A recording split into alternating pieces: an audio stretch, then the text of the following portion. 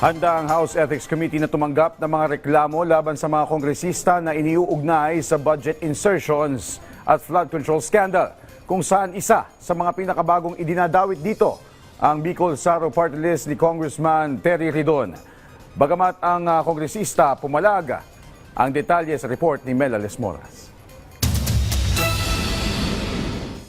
Nanindigan si House Committee on Public Accounts Chair Terry Ridon na walang dahilan para siya'y magbitiw sa pwesto. Ito ay bilang tugon sa panawagan ni Batangas 1st District Representative Leandro Leviste na mag-resign na siya bilang pinuno ng Public Accounts Panel. Iniuugnay kasi ni Leviste ang Bicol Saro Party List na kinakatawan ni Ridon sa malalaking kontraktor na dapat na anyang maimbestigahan. Talagang we had been very fair and we had been able to contribute to the truth-telling that we had been seeing in the flood control controversy. No? We had been firm and fair, and there is no reason for me to actually resign on the matter. But if he would want me to recuse, kung yan po ang gusto niyang gawin, if we will do an investigation, for example, on yung sinasabi niyang Bicol Gold Rock, no?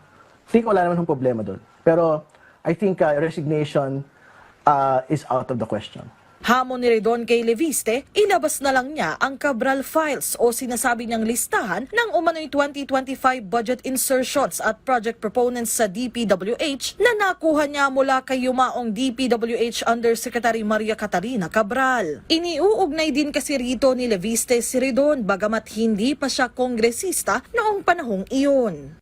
Bisperas na ng Pasko bukas. So, tingin ko dapat yun po muna unahin natin. Alam ko maraming gustong bagong kwentong gawin po si Congressman Leviste, pero unahin muna niya yung pong mga tanong ho natin sa kanya. Nasaan na yung listahan ng Cabral Files?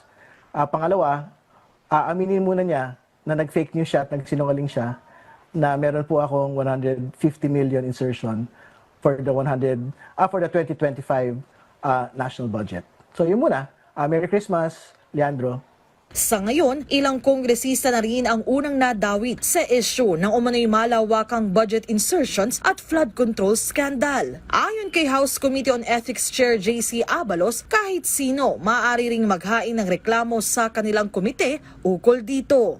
Well, anything that infringes upon the dignity and integrity of the institution can be a ground for an ethics complaint.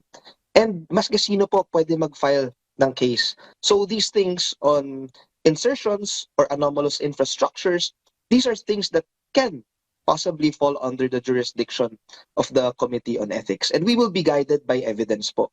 And of course, due process. Mela Lesmoras para sa Pambansang TV sa Bagong Pilipinas.